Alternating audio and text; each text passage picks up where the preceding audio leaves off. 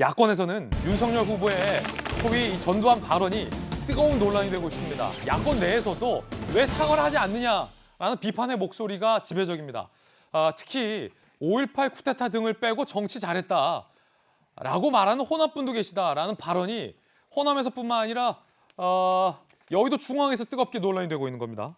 어제 TV 토론회에서도 이 발언과 관련된 공방이 있었습니다. 들어보시죠. 전두환 정권에서 5.18과 12.12를 빼면이라고 표현하셨는데 뺄 수가 있냐. 5.18과 12.12를 빼면 전두환 대통령이 안 됐을 건데 그걸 어떻게 빼고 평가를 할 수가 있냐. 혹시 윤석열 후보께서 내가 제2의 전두환이 되겠다 이런 생각을 갖고 계십니까?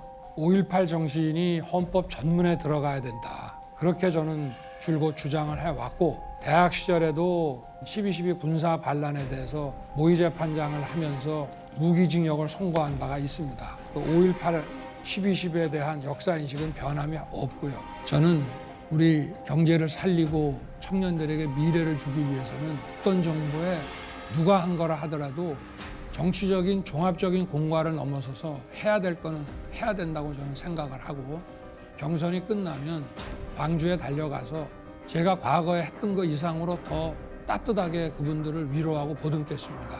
오공과 단절하기 위해서 지난 30여 년간 참으로 피 어린 노력을 했습니다.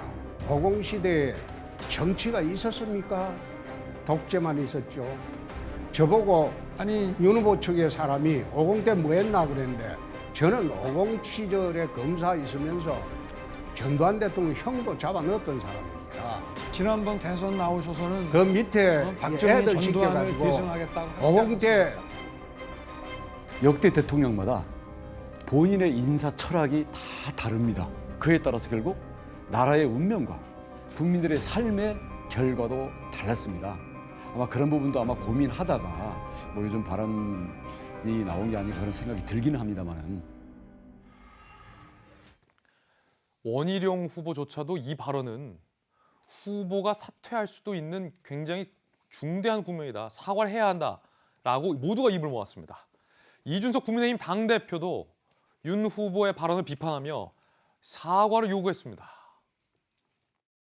윤석열 후보 입장에서는 본인의 진의가 제대로 전달되지 않았다고 이렇게 생각해서 사과를 좀 주저하는 것으로 보이는데 정치적인 언어로 미숙했다는 것은 충분히 지적할 수 있는 부분이다. 일이 좀 발전해 나가지 않도록 조속하게 좀 어떤 조치를 했으면 좋겠다는 생각입니다. 이에 대해서 윤석열 후보는 토론회 내내 내가 전두환을 옹호한 게 아니다. 권한 임명에 대해서 배울 게 있다라고 말한 거다라고 해명을 하고 있지만 이재명 기자, 결국 사과는 거부했죠. 그렇죠. 사과하지 않았죠. 사실 뭐 캠프 내부에서도 사과해야 된다 이런 의견들을 많이 올린 걸로 알고 있는데 윤 전 총장은 결국 사과하지 않았는데 아마도 이제 조금 전에 이준석 대표도 얘기했지만 자신의 의미가 왜곡됐다 이렇게 지금 생각하고 있는 것 같습니다. 제가 어제도 말씀드렸지만 저는 왜곡된 게 아니라 그 말 자체가 틀렸습니다. 그러니까 다시 말씀드리지만 윤석열 총장이 어제 얘기한 건 이겁니다. 군사 쿠데타와 5.18을 빼면 정치를 참 잘했다고 했는데 전두환 대통령 시절에는 정치가 없었습니다. 통치만이 존재했던 거죠. 그런데 지금 이제 윤석열 총장이 얘기했던 건 이렇게 설명하는 거죠. 뭐 예를 들면 이제 김재익 당시 경제수석에게 경제는 당신이 알아서 하시오. 이것을 뭐 이거 어떻게 보면 이제 권력 분산을 할 수 있지만 지금 윤 전 총장이 얘기했던 어떤 권력 분리, 권한 분산을 통한 민주적 리더십하고는 아주 거리가 먼 거죠. 다시 해서 이건 마치 전제정하에서 왕이 뭐 명나라 사신 접대는 뭐 영의정이 알아서 하시오. 이거 같은 겁니다. 사실 개념이.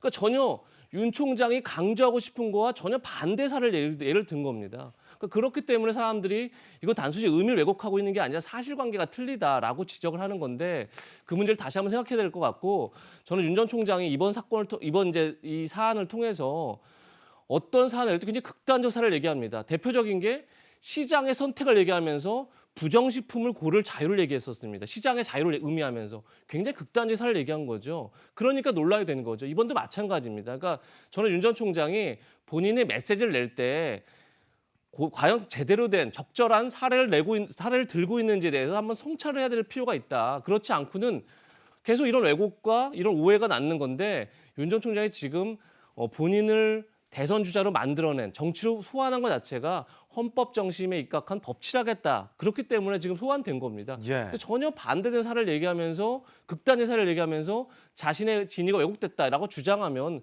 과연 그것이 받아들일 국민이 얼마나 있을까? 저는 굉장히 본인 스스로가 본인의 메시지의 문제점을 좀 돌아봐야 된다는 생각이 듭니다. 예, 물론 이 윤석열 총장이 말하고자 했었던 바는 알겠어요.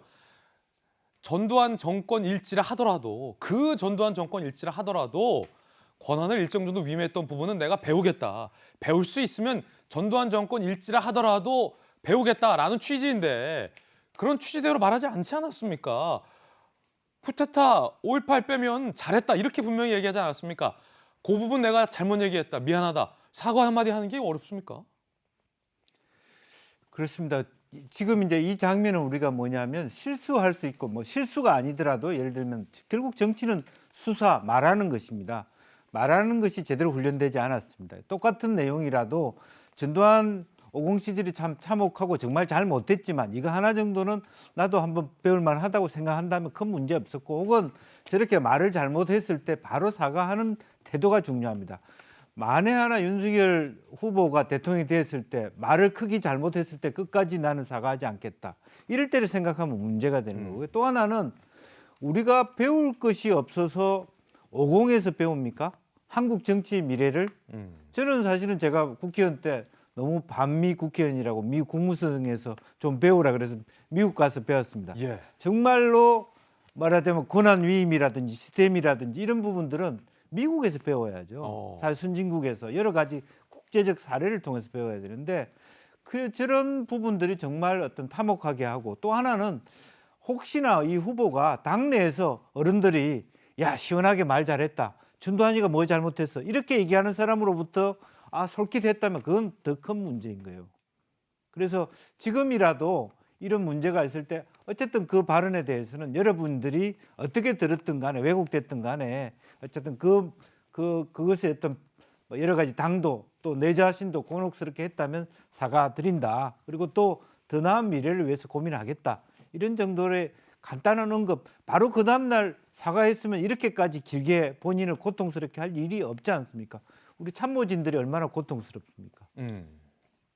저는 어제 토론회에서 윤석열 후보가 얘기했던 그 수습책에 대해서도 잘못됐다고 봐요. 그러니까 경선이 끝나고 나면은 호남 가서 사과를 하겠다, 호남 가서 뭐 아픔을 같이 하겠다 그러는데 이 관련한 거는 직접적인 그 피해 희생을 광주 호남 분들이 많이 당했지만 우리 국민 모두가 갖고 있는 아픔이고 상처거든요. 저는 이 뭐 호남에 계신 분들한테 어떻게 하겠다 이런 거 이전에 오늘 당장이라도 정권에 대해서는 빨리 수습하고 정리하는 게 저는 맞다고 봅니다. 대한민국 국민 모두가 지금 이 그때 당시의 상황에 대해서는 다 겪고 있는 아픔이고 딛고 일어나야 될 과거이고 역사였거든요. 홍준표 후보는 토론회 때 전두환을 계승하려 하지 않았냐라는 윤석열 후보의 발언에 대해서 반박을 했습니다. 이렇게요.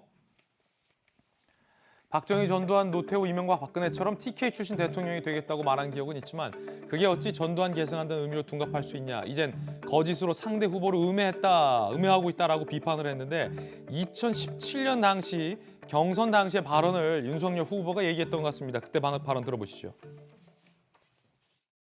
박정희, 전두환, 노태우, 이명박, 박근혜 뒤를 잇는 대구 경북의 희망이 한번 되어보자. 마지막 정치 인생을 대구에서 한번 해보자. 자, 민주당도 윤석열 후보의 이 발언, 전두환 발언에 비판을 가하고 있습니다. 민주당의 입장입니다. 검찰 쿠데타 꿈꿨던 독재자 분색, 살인마에게까지 표를 구걸하냐, 과거 광주에서 흘린 눈물, 악어의 눈물이었음을 자백, 21세기형 전두환 대선 후보로 출마했다라는 뭐 각종 비판들을 쏟아내고 있는 그런 상황입니다. 이재명 기자. 왜 사과를 하느냐라고 윤석열 후보는 억울해할 수 있을지 모르겠습니다만 바로 이런 반응들과 공세가 사과를 하지 않으면 계속 나올 것이기 때문에 사과를 하고 내가 의미했던 취지는 이거다라고 진솔하게 다시 한번 얘기해야 하는 이유가 있는 거 아니겠습니까? 그렇죠. 아마 그렇기 때문에 이제 사실 내부에서 여러 좀 토론이 있다고 저도 얘기를 듣고 있는데, 그리고 사실 뭐 어제 일부 이제 참모들은 뭐 본인들이 이제 라디오 방송 이런 데 나와서 본인 생각할 때도 사과해야 될 것 같다고 얘기할 정도로, 그러니까 사실 내부에서도 그냥 심각하게 이 문제를 보고 있는 거죠. 그게 다른 게 아니라, 그러니까 다시 한번 말씀드리지만 의미는 알 수 있습니다. 그러니까 결국은 권력을 나눠서 민주적 리더가 되겠다. 굉장히 좋은 취지죠. 근데 사례를 잘못 들었습니다. 그 점을 본인이 인정해야죠. 그래야만 이제 저런 논란에서 벗어날 수 있는 거고, 그리고 아마도 이제 윤 전 총장은 이런 생각을 하는 것 같습니다. 자꾸 뭐 1인 1 실언이다 이런 얘기를 자꾸 들을 정도로 자기가 어떤 메시지를 내면 계속 공격이 들어오는 것을 그러니까 일부러 억지로 본인을 비판하고 있다. 그러니까 쉽게 얘기해서 뭐 정당한 비판이 아니라 일부러 왜곡시켜서 비판하고 있다. 이렇게 생각할 수 있는지 모르겠지만, 사실은 이런 어떤 뭐 민주당뿐이 아니라 내부 경선을 통해서 계속 이런 문제가 확대 재생산되는 건 결국 그만큼 본인에게 어떤 계속적인 리스크를 안고 가는 거죠. 그래서 앞으로 경선 과정에서 이 문제가 계속 제기되겠죠. 그럴 때마다 진위가 왜곡됐다라고 말하기엔 참 어려운 부분이 존재하는 겁니다. 그런 점에서 저도 뭐 조금 전에 김영주 전 의원도 말씀하셨지만 본인이 빨리 털고 가는 게 가장 좀 바람직한 방향이 아닐까라는 생각이 듭니다. 사실 김종인 비대위원장 체제부터 호남에 공을 들였던 국민의힘은 당혹하고 있습니다. 특히나 김종인 당시 비대위원장이 많은 반대에도, 내부 반대에도 불구하고 광주를 찾아서 이렇게 노령의 김종인 비대위원장이 무릎을 꿇고 사죄의 눈물을 흘리면서 사실 국민의힘 정당 지지율이 호남에서 매우 반등하는 계기를 어렵게 마련했던 국민의힘 입장에서는 지금 윤석열 후보의 이 사과 거부 논란으로 굉장히 지금 당혹스러워하고 있습니다. 국민의힘 관계자의 이야기 한번 살펴보시죠. 한순간 호남 동행 노력이 도로함이 타불이 돼 당혹스럽다. 윤 전 총장이 사과하고 마침표 찍어라. 윤석열 캠프 관계자도 제일 큰 실언이라고 생각한다. 캠프 내부에서도 사과 필요 의견을 전달하고 있다라는 의견을 냈습니다.